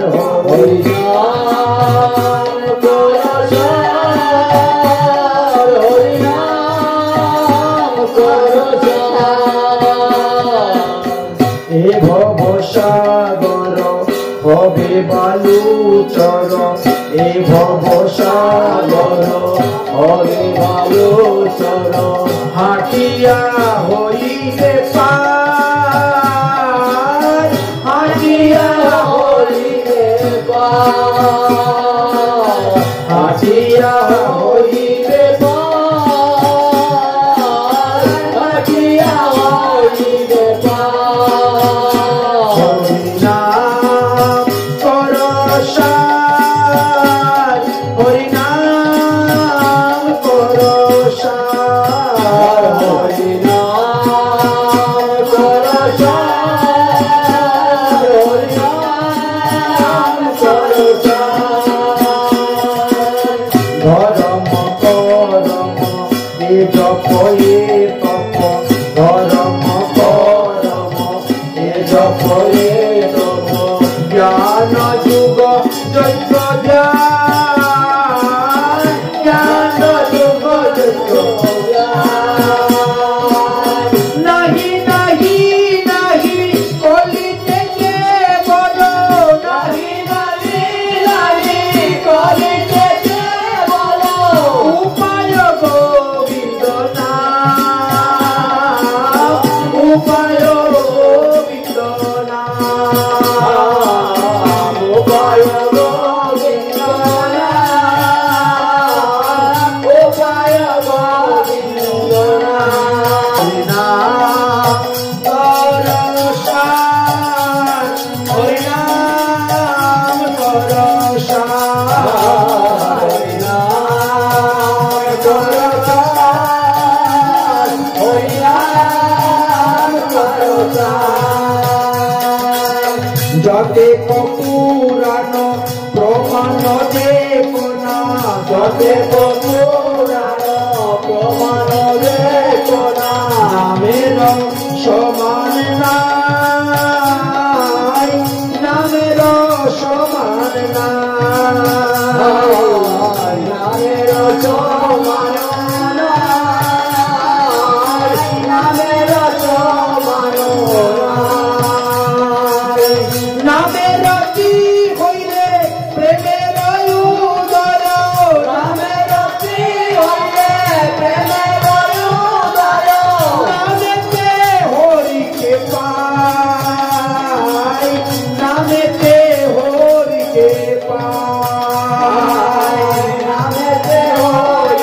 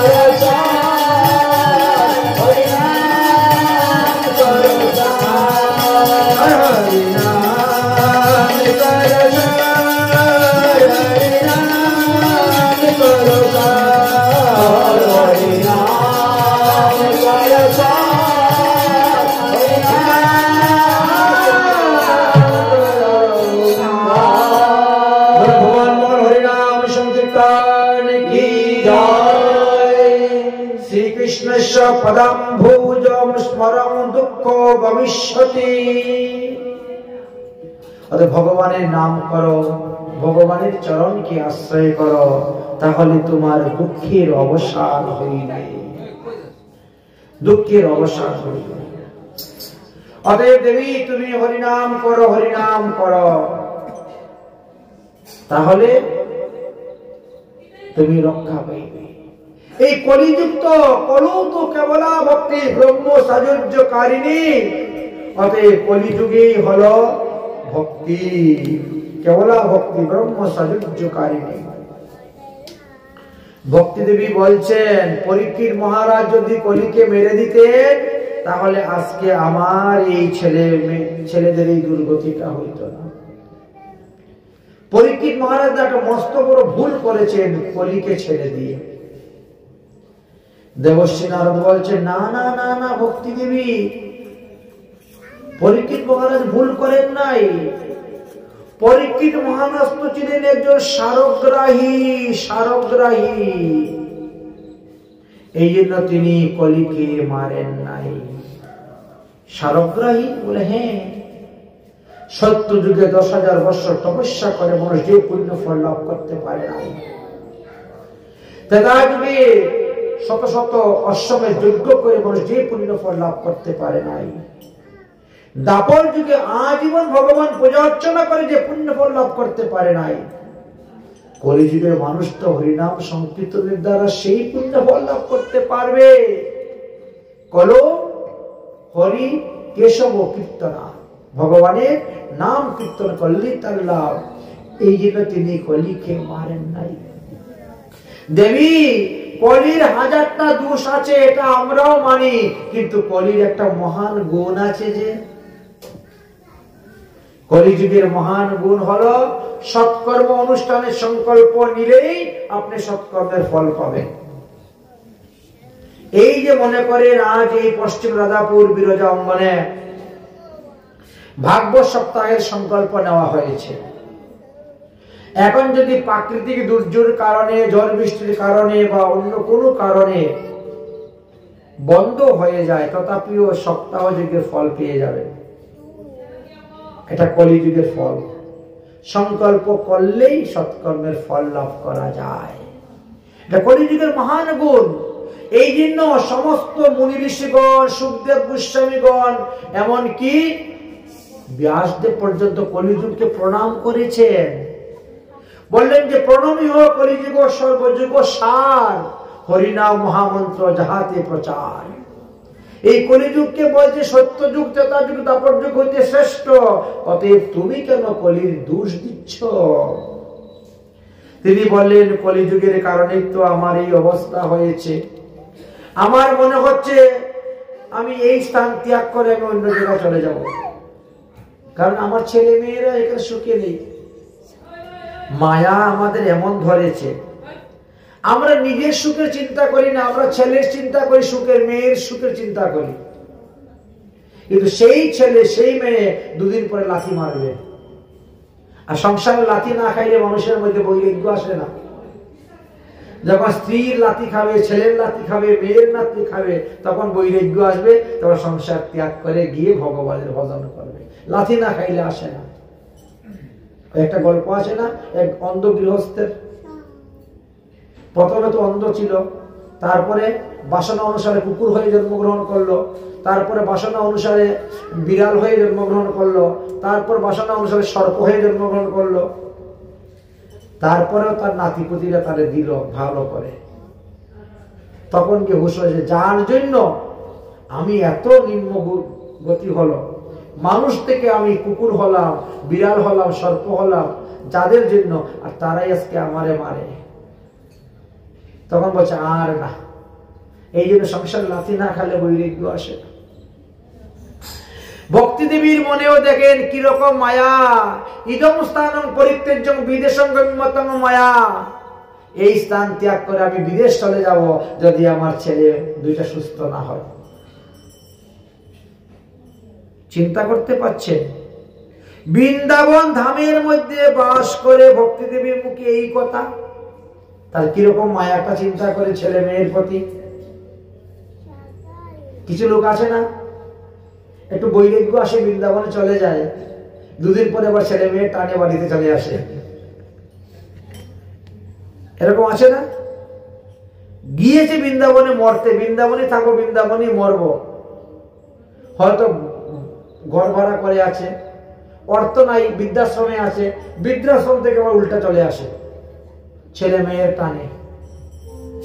ভক্তি দেবীরও দেখেন কিরকম, ইদম স্থানম পরিত্যজ্যং বিদেশং গম্যতম মায়া, এই স্থান ত্যাগ করে আমি বিদেশ চলে যাব। আমার ছেলে বিদেশ গেলে সুখী হবে নি, বিদেশে তো ভক্তি নাই। তুমি লন্ডনে চলে যাও, আমেরিকা চলে যাও, কুয়েত চলে যাও, জাপান চলে যাও, ইরাক ইরান চলে যাও, সৌদি আরব চলে যাও, ওখানে কোথায় পাবে ভক্তি? ওখানে তো জ্ঞান বৈরাগ্য পুষ্ট হবেই। তাই ভক্তি দেবী বলছেন আমিও এই স্থান ত্যাগ করে চলে যাব বিদেশে, আমার ছেলে যাতে ভালো থাকে, সুস্থ থাকে, এই জন্য, ছেলের সুখের জন্য। দেবশ্রী নারদ বলেন না না না, তোমাকে ভারতবর্ষ ত্যাগ করে কোথায় যেতে হবে না, আমি তোমার সুখের বিধান করব, তোমার ছেলেকে সুস্থ করার দায়িত্ব আমি নিলাম। আমি তপস্যা করে জানবো যে কাকে বলে কলিযুগের সৎকর্ম। গীতা পাঠ করে কেন হলো না, পুরাণ পাঠ করে কেন হলো না, বেদ বেদান্ত পাঠ করে কেন জ্ঞান বৈরাগ্য জাগলো না? অতএব নিশ্চয়ই এর মধ্যে কোনো গুরু রহস্য লুকিয়ে আছে। কলিযুগের সৎকর্ম কাকে বলে? তুমি হরিনাম কীর্তন করো দেবী, আমি যাচ্ছি। এই তো দেবশ্রী নারদ এই কথা বলে রওনা হয়েছিলেন, আর ওই স্থানে গিয়ে দর্শন হয়ে গেল চতুষ্ষণ্ডের সঙ্গে। চতুষ্ষণকে যখন সমস্ত ঘটনা খুলে বললে, চতুষ্ষণ বলছে মা চিন্ত করু দেবস্য হস্য চিত্ত সমারোহ। ভাই দেবশ্রী নারদ, আর তোমার দুঃখ নাই, আমরা তোমার সমস্ত ঘটনা শুনে ফেলেছি, এবার তোমার দুঃখের নিবৃত্তি আমরাই করে দেব, তোমাকে তপস্যা করতে হবে না।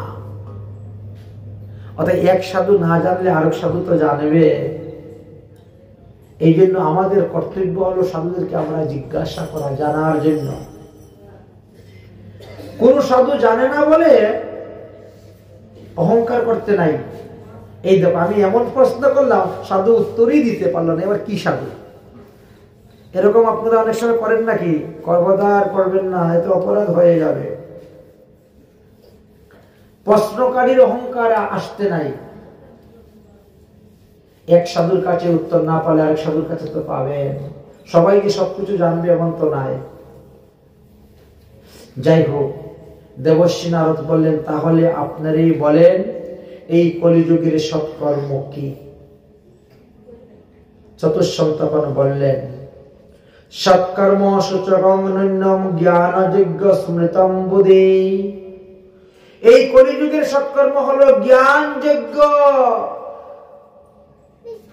জ্ঞানযোগ্য আবার কোনটা? এটা তো কোনদিন শুনি নাই।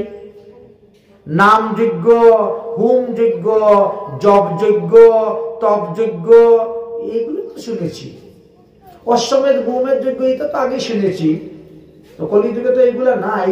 তবে তপযোগ্য, যাগযোগ্য, নামযোগ্য, হোমযোগ্য, জপযোগ্য এইগুলো শুনেছি। জ্ঞানযোগ্য আবার কোনটা? এটাই কলিযুগের মধ্যে সব থেকে বড়, সব থেকে শ্রেষ্ঠ জ্ঞানযোগ্য। সেটা কোনটা? বলে শ্রীমদ ভাগবতম আলাপ শত গীত সুখাদি। সুখদেব গোস্বামী পাদ পরীক্ষিত মহারাজের নিকটে যে ভাগবত কথা বলেছেন, এই ভাগবত মহাপুরাণ সপ্তাহ বিধি জ্ঞানযোগ্য। এটাই হলো জ্ঞানযোগ্য। 7 দিন ভাগবত পাঠ শ্রবণ করাটাই জ্ঞানযোগ্য। বলে হ্যাঁ, এটাকে জ্ঞানযোগ্য বলা হয়। বিধি বিধান অনুসারে 7 দিন ভাগবত। বলে তাহলে নামযোগ্য কি ছোট হয়ে গেল? বলে নামযোগ্য ছোট নাই, নামযোগ্য বড়। কিন্তু নামযোগ্য করতে গেলে আপনার অষ্টপ্রহর নাম করতে গেলে কমসে কম 7টা দলের দরকার। 4টা দল তো লাগবেই। আর 7 দিন কীর্তন করতে গেলে কয় দলের দরকার? এবার চিন্তা করেন তো। অষ্টপ্রহর নামযোগ্য করতে গেলেও 4টা দলের দরকার। এক একটা দলের মধ্যে না গিয়ে 10 থেকে 12 জন লোক। 2 জন কুলি থাকবো, 1 জন বাঁশি থাকবে, 2 জন করতালি থাকবে, 2 জন দুয়ারি থাকবে। কত রকম লোক লাগে না? 10 জন লোকের দরকার। তো 4টা দল যদি আপনি আনেন, 4 × 10 = 40 জন লোক। 40 জন লোকের মধ্যে কয়জন লোক সদাচারী প্রসাদ বুঝি, বিষ্ণু মন্ত্রে দীক্ষিত? তো তাদের মুখে হরিকথা শ্রবণ করে উদ্ধার হবেন কেমন? তারা তো নিজেরাই উদ্ধার হয় নাই, তোমারে উদ্ধার করবে কেমন করে? তারা নিজেরাই তো বন্ধনে পড়ে আছে, তোমাকে মুক্ত করবে কেমন করে? তারা তো বদ্ধজীব, তারা বন্ধনের মধ্যে পড়ে থাকে, যে তোমাকে উদ্ধার, তোমাকে মুক্ত করবে কেমন করে? একাদশী দিনও বলে কীর্তনিয়া আমারে ভাত দিতে হবে, ভাত না খাইলে বাবা আমি কীর্তন করতে পারবো না। আবার কিছু কিছু কীর্তনিয়া আছে, তারা বললে আবার একটু মদ না খাইলে তো একটু ভাবও করা যায় না একটু। এখন চিন্তা করেন তো, করবেনটা কি, কোন দিকে যাবেন? এখন নামযজ্ঞ তো শ্রেষ্ঠ, কিন্তু নামযজ্ঞ করতে গেলে যে 4টা দল আনবে, পাবে কোথায়? শাস্ত্রে বলছে অবৈষ্ণবস্য মুখাদ্গৃণং প্রথম হরি কথামৃতম শ্রবণম নৈব কর্তব্য সর্ব উচিষ্ট যথাপয়। অবৈষ্ণবের মুখ থেকে হরিকথা হরিনাম শ্রবণ করলে লাভ হয় না। এটা আমার কথা নয়, ভাগবতের কথা। বিপ্রে ভাগবতী বার্তা গৃহে গৃহে জনে জনে করিত্যা ধন লোভেন কথা সারং ততগত। ধন লোভের জন্য, ধন প্রাপ্তির আশায় আমাদের এগুলা করা হয়। ধন প্রাপ্তির আশায় করা হয় বলে এই কথার সার থাকে না, এই নামের সার থাকে না, চলে যায়। এই জন্য নামযজ্ঞের দ্বারাও মানুষের কল্যাণ সাধন হয় না। দেখবেন আজকে যার বাড়ি নামযজ্ঞ হচ্ছে, কালকে নদীর বাঁধ ভাঙ্গার পরে দেখো মাছ মাংস খাওয়া শুরু হয়ে গেছে। প্রমাণ দেখবেন, গিয়ে দেখবেন। গ্রামে তো অনেক আছেন না বড় বড় ধনী ব্যক্তি, কেউ মা বাবা মরলে নামযজ্ঞ দেন, কেউ বাৎসরিক নামযজ্ঞ দেন। সারা বছর খালি পাপ আর পাপ করলো, যত পাটা খসি হাঁস মুরগি সব মারলো খাইলো, আর তারপরে একটা নামযজ্ঞ দিয়ে দিল, বলে নামযজ্ঞ করলেই তো পাপ শেষ। নামযজ্ঞ করলো, অধিবাসের দিন নিরামিষ খাইলো, কীর্তনের দিন নিরামিষ খাইলো, নদীর বান্ধবের দিন নিরামিষ খাইলো, 3 দিন নিরামিষ খাইয়া তো এখন আমেশার বাপ ধরে দিয়েছে, কারণ আতর চালের ভাত খাইয়া তো অভ্যাস নেই। আর তারপরে দেখো মেয়ের জামাই এসেছে, বিয়াই মশাই এসেছে, এরারে নিরামিষ খাওয়াইয়া বিদায় করতাম নি গো, মান সম্মান নাই। তারা একটু ভালো মন্দ না খাওয়াইলে এখন নইতো, এইবার ফাটা কষি। তাই এইরকম নামযজ্ঞ দিয়ে কি লাভ হইল? 40 জন লোকে কীর্তন করে, তোমার হৃদয়ের পরিবর্তন করতে পারল না। অষ্টপ্রহর নাম শুনে তোমার হৃদয়ের পরিবর্তন হইল না। এই যে ঠাকুরঘর বসাইছো, এই যে ধূপ ধুনা দিয়ে আরতি করছো, সেই ধূপ ধুনার গন্ধই বাড়ি থেকে গেছে না, এখন পেঁয়াজ রসুনের গন্ধ আরম্ভ হয়ে গেছে। বিচার করে দেখুন। এই জন্য বলছেন যে না না, নামযজ্ঞ হইতে ভাগবত যজ্ঞ শ্রেষ্ঠ। অনেক শিকার জিনিস আছে, নামযজ্ঞ কি শিখবা? খিচুড়ি খাইবা, আর কে তো নাচানাচি ফালাফালি দেখে আইবা, শিকার তো কিচ্ছু নাই। কিন্তু সপ্তাহ যজ্ঞে শিকার জিনিস আছে, জ্ঞানের জিনিস আছে, বোঝার জিনিস আছে, জানার জিনিস আছে। এর কথা অমৃতম, এই অমৃত পান করলে লাভ আছে। তাই শ্রীমদ ভাগবতম আলাতম শত গীত সুখাদিবি, যদি আপনি শুদ্ধ সদাচার বৈষ্ণবকে দিয়ে অষ্টপ্রহর নামযজ্ঞ করাতে পারেন, আপনার লাভ আছে, বিরাট লাভ আছে, বিরাট লাভ। কিন্তু অবৈষ্ণব দিয়ে করলে লাভ হবে না। কিন্তু ভাগবত পাঠ করতে গেলে তো মাত্র 2 জন সদাচারী বৈষ্ণব হলেই হয়। আচ্ছা, 2 জন সদাচারী বৈষ্ণব এমন কোন জেলা নাই, এমন কোন থানাতে নাই যে পাওয়া যাবে না। কারণ একজনে সকালে 6 ঘন্টা মূল পাঠ করবে, আর একজনে বিকালে 6 ঘন্টা ব্যাখ্যা করবে। তো 2 জন প্রসাদজি হলেই তোমার হয়ে গেল, এতেই তোমার কাজ হয়ে গেল। এই জন্য বললেন যে ভাগবত যজ্ঞটাই এই কলিযুগের মধ্যেই শ্রেষ্ঠ। দেবশ্রী নারদ বলছে ভাগবত তো পরীক্ষিত মহারাজ ব্যাসদেব একেবারে শেষ মুহূর্তে রচনা করেছেন, জীবনের শেষ গ্রন্থ। তখন তিনি ভালো করে চৌকেও দেখেন না, লিখতে গেল হাত কাঁপে।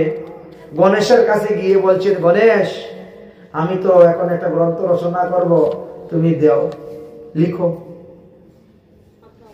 আর ভাগবতে যা লেখা আছে, গীতার মধ্যে তা আছে, রামায়ণে তা আছে, মহাভারতের মধ্যে তা আছে, বাকি 17টি পুরাণের মধ্যে তাই আছে, 4 বেদের মধ্যে তাই আছে, উপনিষদের মধ্যে তাই আছে, 6 শাস্ত্রের মধ্যে তাই আছে। সব থেকে থোড়া থোড়া করে এনে এনে ভাগবত রচনা করেছে। সুতরাং অন্যান্য পুরাণ যদি আমি পড়ি তাহলে ভাগবত পড়া আর আমার বাকি থাকে না। যুক্তিটা দেখেন কিরকম ভাবে যুক্তিটা দেখাচ্ছে। অন্যান্য পুরাণ যদি আমি পড়লাম তাহলে তো ভাগবত পড়া আমার বাকি রইল না, তাহলে কেন জ্ঞান বৈরাগ্য জাগলো না? প্রশ্ন, উত্তর চাই। তখন বললেন যে শুনো বাবা, তোমাকে উত্তর দিচ্ছি। আম্রজ্ঞয় অগ্রম রসসিদ্ধম তিষ্ঠম অন্তিম সদ্যনম স্ততাহ। আম বৃক্ষ, আম ফল খেতে তো খুব স্বাদ। আমের মধ্যে এই মিষ্টতা, এই রস, এই সুস্বাদু আম ফুল থেকে ফল হয়ে এত বড় হয়েছে, সেই রস কোথা থেকে আসে? মাটির থেকে। মাটির থেকে আম গাছ তার শিকড়ের দ্বারা, মূলরূপের দ্বারা খাদ্য সংগ্রহ করে। খাদ্য সংগ্রহ করে এটা স্কন্ধের মধ্যে দেয়, তার থেকে শাখার মধ্যে যায়, তার থেকে পোশাকার মধ্যে যায়, তার থেকে ফুলের মধ্যে যায়, আম্রবকুল। সেখান থেকে এক ফুটা এক ফুটা হয়ে পড়তে পড়তে আস্তে আস্তে আমের আটি হয়ে গুটি হয়ে ধীরে ধীরে বড় হলো, একেবারে সুস্বাদু। তাহলে আমের মধ্যে যে রস আছে, আম থেকে আরম্ভ করে একেবারে গাছের মাটির শিকড় পর্যন্ত ওই রসই তো আছে। ওই রস তো যাচ্ছে পড়তেছে, যাচ্ছে পড়তেছে, আম বড় হচ্ছে। এবার আম খাইলে যে স্বাদ পাওয়া যায়, আমের ডাল খাইলে কি সেই স্বাদ পাওয়া যায়? কেন পাওয়া যায় না? রস তো ওই ডালে দিয়ে যাচ্ছে। ঠিক তেমনি ভাবে এই ভাগবত মহাপুরাণ পড়লে পরে আপনি যে রস পাবেন, আপনি বেদ বেদান্ত গীতা পাঠ করলে সেই রস পাবেন না। কারণ ভাগবত হলো ফল, ওরা হলো গাছ। নিগম কল্পতরুর গলিত ফলম। বেদ বেদান্তকে বলা হয়েছে নিগম, নিগম কল্পতরুর গলিত ফলম। তাই এটা হলো গাছে পাকা ফল, তার স্বাদ বেশি। এই জন্য ভাগবতের স্বাদ বেশি। তুমি ভাগবত পড়ে দেখো, জ্ঞান বৈরাগ্য এমনি তোমার জেগে যাবে। আরেকটা উদাহরণ দিই তোমাকে বিবেক, তোমার সন্দেহ দূর করার জন্য। আচ্ছা, আমরা যখন দুধ পান করি, দুগ্ধ পান করি, যথা দুগ্ধ স্থিতম সর্পিণ, দুগ্ধ পান করি, তখন কি ঘিয়ের স্বাদ পাই? কিন্তু দুধের মধ্যে কিন্তু ঘি আছে, আছে না? দুধের মধ্যে ঘি না থাকলে তো ঘি আমরা পাই কেমন করে? কিন্তু দুগ্ধ পান করলে তো আমরা ঘিয়ের স্বাদ পাই না। আর যখন দুধকে সর তুলে বা দই করে, মন্থন করে, মাখন তুলে ঘি জাল দেই, তখন তো দেবতাদের জিহ্বায় জল এসে যায় ঘিয়ের ঘাটে, জিহ্বায় জল এসে যায়। দেখেছ? ঠিক তেমনি ভাবে অন্যান্য পুরাণ পাঠ করে আপনি সেই স্বাদ পাবেন না। ভাগবত পুরাণ পাঠ করলে পরে যেই স্বাদ পাবেন, অন্যান্য পুরাণ থেকে আনলে কি হলো? কিন্তু আনার পরেও এটা আলাদা। দেবশ্রী নারদ, তোমার সংশয় দূর হচ্ছে তো? হ্যাঁ, কিছু কিছুটা হচ্ছে। বলে না, আরো পরিষ্কার করে দেবো একেবারে। ইক্ষুদণ্ড, আখ, আমরা বলি কুশাইড না? হ্যাঁ, ইক্ষুদণ্ড। ইক্ষুর রস থেকে গুড় হয়, ইক্ষুর রস থেকে চিনি হয়, ইক্ষুর রস থেকে মিশ্রি হয়, ইক্ষুর রস থেকে সীতা মিশ্রি হয়। সীতা মিশ্রি খাইলে আপনি যে স্বাদ পাবেন, ওই আগ চিবিয়ে খেলে কি সেই স্বাদ পাবেন? আর ওই জিহ্বার ছাল বাকল চলে যাবে, দাঁতের গুড়া দিয়ে রক্ত বেরোবে, আর কত যন্ত্রণা। স্বাদ তো পাওয়া যাবে না। ঠিক তেমনি ভাবে অন্যান্য পুরাণগুলা ঠিক তেমনি ভাবে ওখানে স্বাদ পাবেন না। এই শ্রীমদ্ ভাগবত মহাপুরাণ কিন্তু সেই রকম। কিন্তু ভাগ্য দয়ন জন্মার্জিতন সৎসঙ্গস্য লভতে পুরুষো বা ইয়দি, এই ভাগবত এত সহজে পাওয়া যায় না। বহু জন্মের পুণ্য ফল যদি একত্রিত হয় তবে এই ভাগবত কথা শ্রবণের সময় পাওয়া যায়, সুযোগ পাওয়া যায়, না হলে পাওয়া যায় না। তো কলিযুগের মানুষ তো বড় চালাক, তারা নিজেকে খুব চতুর মনে করে কি বাড়ি করে কাজ গুছাইয়ে নেই, তারপরে যাবো না ভাগবত পাঠ শ্রবণ করতে। আস্তে আস্তে কেউ 8টা বাজে, কারো 8:30 বাজে, 9টা তো পাঠ শেষই আমাদের। তো আর কি শুনবেন আধা ঘন্টায়? সম্পূর্ণ রস লাভ করতে গেলে প্রথম থেকে শেষ পর্যন্ত শুনতে হবে। ভগবান ব্যাসদেব বলছেন কলিযুগের মানুষ চালাক না, এই চালাক লোক বড় কম, সব বোকা, সব বুদ্ধি। কেন বলে কলিযুগের মানুষ মন্দ বুদ্ধি। যে কাজ পরে করার কথা ওটা আগে করে, আর যে কাজ আগে করার কথা ওটা পরে করে কলিযুগের মানুষ।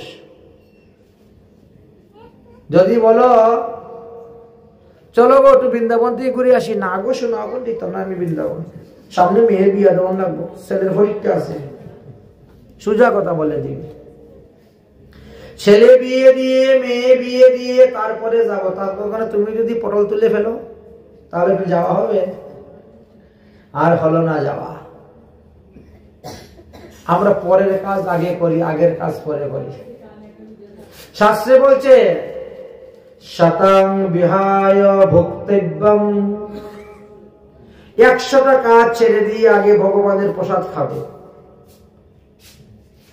আপনারা যদি কাউকে নিমন্ত্রণ দেন, আমার বাড়ি বৈষ্ণব আসবেন কালকে প্রসাদ পেতে, দেখবেন ওই বেলা 3টার সময় আইব, আগে আসবে না। আবার আসার আগে কিন্তু বাড়িতে আবার মাছ টাছ দিয়ে খাইয়া বেড়ায়। আর এখানে আইয়া বা সাধুর পায়ে ধরিয়া প্রণাম করা, গলাগলি করা, কুলাকুলি করা আরম্ভ হয়ে গেছে। মনে করে বাহ, সাধুর চরণ পাইলে তো রোজ পাইলে আমি কৃপা লাভ হয়ে গেল, বৈকুণ্ঠ পাইলে গোলক দাম। সাধুর চরণের তো ঔষধ, ভবসিন্ধু পারের ঔষধ, কিন্তু ঔষধে তোমারে কাজ করবে না, তুমি যে কুপুত্র খাচ্ছ। কেউ যদি ডাক্তারের কাছে গিয়ে বলেন ডাক্তার বাবু আমার তো অ্যালার্জি, একটু ঔষধ দেন, ডাক্তার বাবু বাবা আগে বেগুন খাইস না, হ্যাঁ লতা কচু বেগুন এগুলা খাইও না, আর ট্যাবলেট বেগুন খাও বলবে তো। মানে আপনি লতাও খাবেন, কচুও খাবেন, সবই খাবেন, ট্যাবলেটও খাবেন, আপনার এনার্জি ভালো হইব? কখন হইতো না। তাহলে এই রোগের জন্য লতা কচু বেগুন কুপুত্র। ঠিক তেমনি ভাবে এই হরি ভক্তি মার্গে, এই ভজন মার্গেতে কুপুত্র হলো মাছ, মাংস, পেঁয়াজ, রসুন, ডিম, মুসুরি ডাল ইত্যাদি, এগুলো কুপুত্র।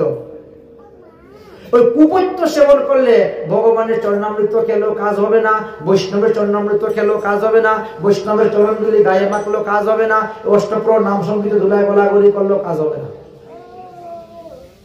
শাস্ত্রের কথা। কুপুত্র না ছাড়লে তো হবে না, কুপুত্র ছেড়ে দেখো, ঔষধে কাজ করবে, তাড়াতাড়ি রূপ ভালো হয়ে যাবে। একই বলা হয়েছে ভাগবত ধর্ম। অতএব শত বিহায় বক্তব্য, 100টা কাজ ছেড়ে দিয়ে আগে প্রসাদ খাবেন। আপনি যদি কাউকে বলেন এই নেও গো একটু ভাগবতের প্রসাদ আনছি, বা বৃন্দাবন থেকে প্রসাদ আনছি, বা পুরীর থেকে প্রসাদ আনছি, বলবে ওই বাটির মধ্যে রেখে দেন, আমি পরে খাই মনে, বলে না এরকম? পরে সেবা করবেন। কিন্তু বলছে 100টা কাজ ছেড়ে দিয়ে প্রসাদ প্রাপ্তি মাত্র ভক্ষণ, প্রসাদ পাওয়া মাত্র খেয়ে নিবে। 100 টাকা ছেড়ে দিয়ে আগে প্রসাদ খাবেন, 1000টা কাজ ছেড়ে দিয়ে আগে স্নান করবেন। আর আমরা বাড়ি ঘর উঠান ঝাড়ু দিয়া লেপা পোছা কইরা বিকাল 10টার সময়, 10:30টার সময়, 11টার সময় স্নান করতে যাই। এটা ভুল, কারণ আসরিক বেলা। আপনি যদি সূর্য উদয়ের আগে স্নান করেন না, আপনার ঘরে বসে গঙ্গা স্নানের ফল পাবেন। আপনার ঘরে বসে কুম্ভ মেলা স্নানের ফল লাভ করতে পারবেন।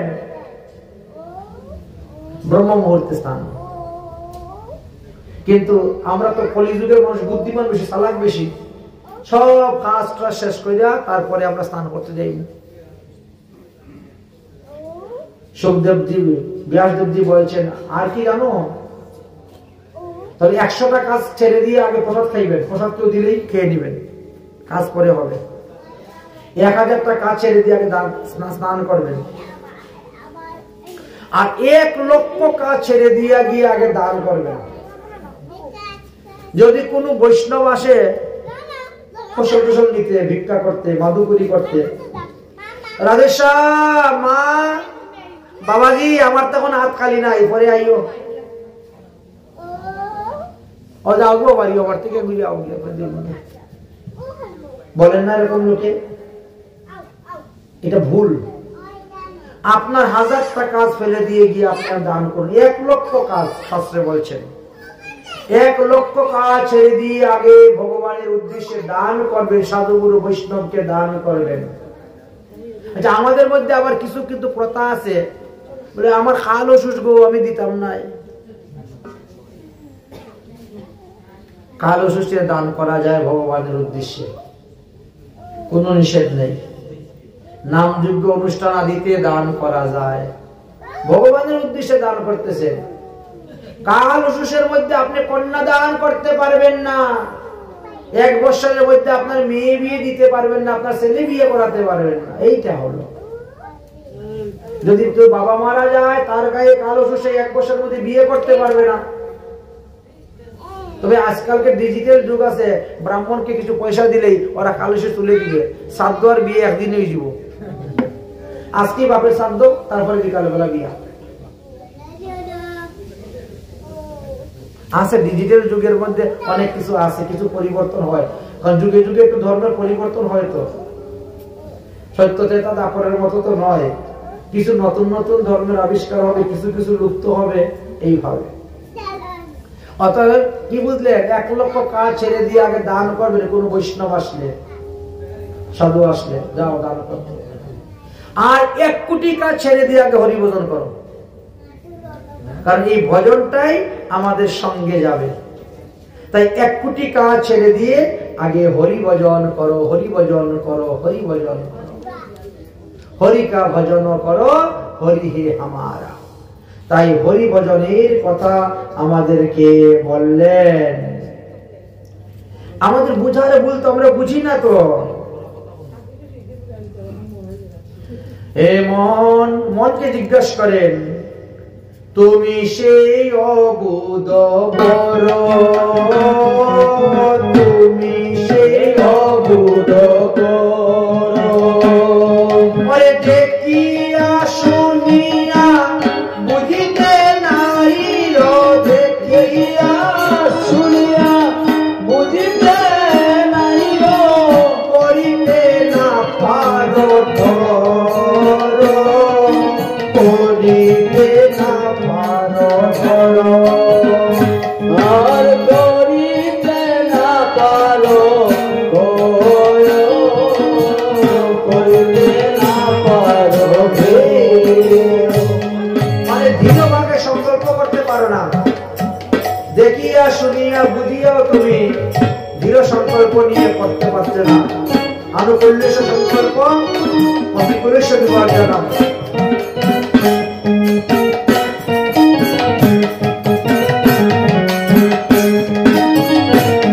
আরে দেখিয়া শুনিয়া বুঝিতে নারিয়া, দেখিয়া শুনিয়া বুঝিতে নারিয়া, করিতে না পারো ধীর, করিতে না পারো ধীর।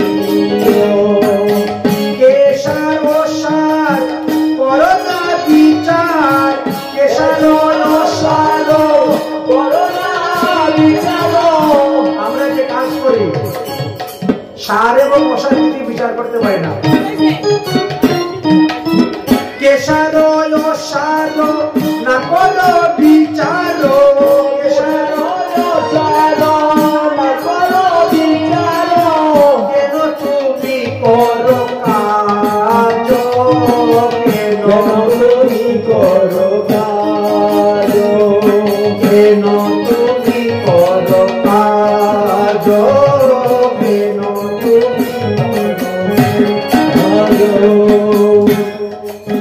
অতএব কাজ করার আগে বুঝতে হবে আমি যে কাজ করতেছি তার থেকে পুণ্য উৎপন্ন হচ্ছে না পাপ উৎপন্ন হচ্ছে।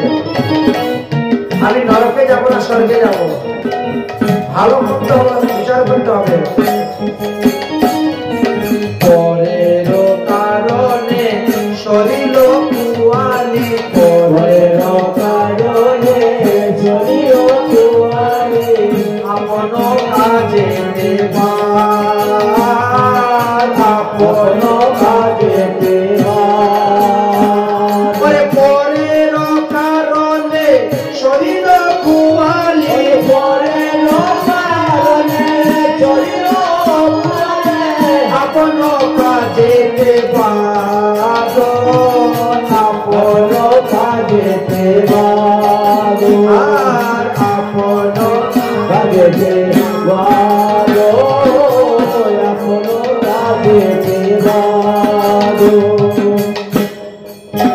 আমরা পরের জন্য সময় নষ্ট করি, নিজের কাজ করি না। হরিভজন করার সময় নেই, মালাজপ করার সময় নেই, তীর্থে যাওয়ার সময় নেই, সাধুগুরু বৈষ্ণবের সেবা করার সময় নেই। অথচ আত্মীয় সব মিষ্টি কুটুম্বের সময় কিন্তু আত্মীয় সেবা করা। আপনি একাদশী ব্রত করতেছেন, যেই মেয়ের জামাই আসলো সেট করে কি ভাত বসাই দিলাম, পরের কাজ না। একাদশী দিনে অন্ন দান করা নিষিদ্ধ, অন্ন রান্না করা নিষিদ্ধ, অন্ন খাওয়া করা নিষিদ্ধ। সব থেকে বড় কুটুম মেয়ের জামাই। সর্বনাশ, যদি মেয়ের জামাইকে ভাত রান্না করে না দে, আমার মেয়ের দিকে সাথ থাকতে হয়, তাই তো? তার জন্য পাপ করতেছে। মেয়ের জামাই কিন্তু পাপ গ্রহণ করবে না, সে পেট করে ভাত খেয়ে চলে যাবে, আর আপনাকে পাপ করতে। পরের কারণে শরীর কুয়ালি, পরের কারণে শরীর কুয়ালি, আপন কাজে দেবার, আপন কাজে দেবার। পরের কারণে শরীর কুয়ালি, আপন কাজে দেবার, আপন কাজে দেবার। ধন আপনা ভাবিছ,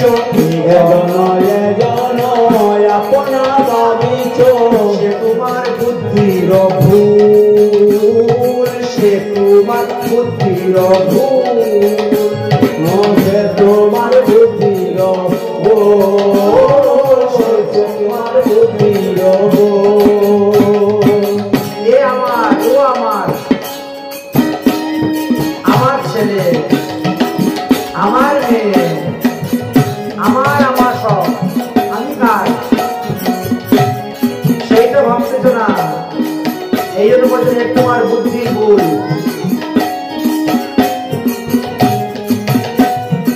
এখনো কখনো, এখনো তখনো, কখনো কি হলো, এখনো কখনো, কখনো কি হলো, বুঝি না আপনার মূল, বুঝো না আপনার মূল, বলো না আপনার বলো, বুঝো না আপনার বলো।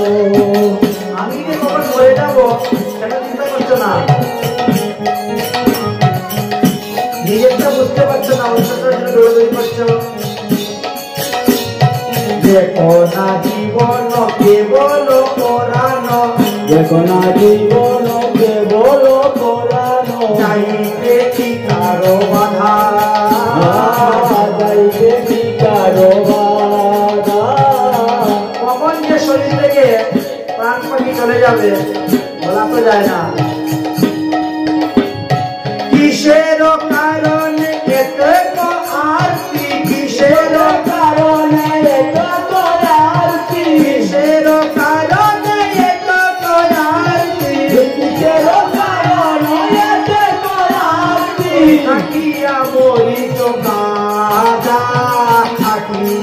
মরিচ গাধা, তুমি কাটিয়া মরিচ গাধা, কাটিয়া মরিচ গাধা। আমরা মানুষ আর আমাদেরকে পদকর্তা গাধা বলে গালি দিচ্ছে, হরিব কারণ গাধার মতো আচরণ করছি। ধর্মহীনা মনুষ্য পশুরই সমানা। তাই বলছেন গাধার মতো আচরণ না করে হরিভজন করো। দিবস রজনী দিলে না বিরাম, দিবস রজনী দিলে না বিরাম, মরিচ পরিচ বিবা, মরিচ পরিচ বিবা।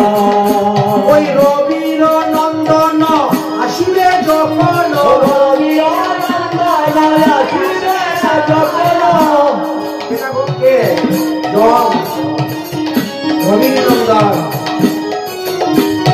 রবির নন্দন আসিলে যখন, রবির নন্দন আসিলে যখন, তবে কি বাঁধিবে উত্তর, তবে কি বাঁধিবে, আরে তবে কি উত্তর দিবা, তবে কি উত্তর দিবা, তবে কি উত্তর দিবা, তবে কি দিবা। এখন আপনি বলে সাধুদেরকে একটু বসার পরে দীক্ষা নিব। কোন সাধু যদি বলে তুমি এখন দীক্ষা নেও, সদাচার পালন করো, প্রসাদ পুঁজি করো, বলে এখন না পরে, যমরাজ এসে করে পরে বলে মানবে, বলে এখন তুমি আসিও না, আমি একটু দীক্ষাটা নিয়ে নেই, কমলে তিলকটা দিয়ে নেই, দুই পেট মালা করে নেই, তারপরে তুমি নিও। আর যমরাজ বলে বাবা এতদিন তুমি সময় পেলে না মালা দেওয়ার, তিলক দেওয়ার, দীক্ষা নেওয়ার, আর তোমাকে সময় দেওয়া হবে না। তাই বদন ভরিয়া হরি হরি বলো, বদন ভরিয়া হরি হরি বলো, বসিয়া সাধুর সঙ্গে, বসিয়া সাধুর সঙ্গে। ওরে বদন ভরিয়া হরি হরি বলো, বদন ভরিয়া